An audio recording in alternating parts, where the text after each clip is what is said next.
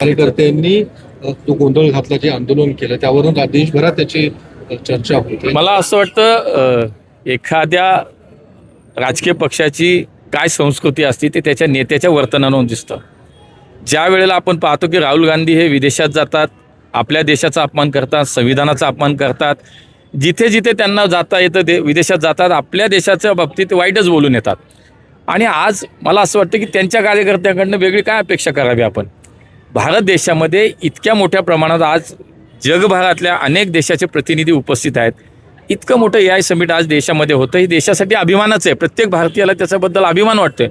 आणि अशा वेळेला इतकं विचित्र पद्धतीनं तिथं येणं, तिथं ही निदर्शनं, तिथं जे काय झालं, मला वाटतं बघा, तिथं सर्वसामान्य माणसांनी त्यांना मारले. तिथं कोणी सरकारी व्यवस्था नव्हती. तिथे काम करणारे वेटर, तिथे काम करणाऱ्या सफाई कर्मचाऱ्यांनी त्यांना मारलं. काय म्हणजे मला असं वाटतं की संपूर्ण देशात याच्याबद्दलचा तीव्र निषेध व्यक्त केला जातोय. प्रत्येक भारतीयाच्या मनामध्ये याच्याबद्दलची चीड आहे, राग आहे. मी पुन्हा तेच सांगेल की जसा नेता तसे कार्यकर्ता. थँक्यू.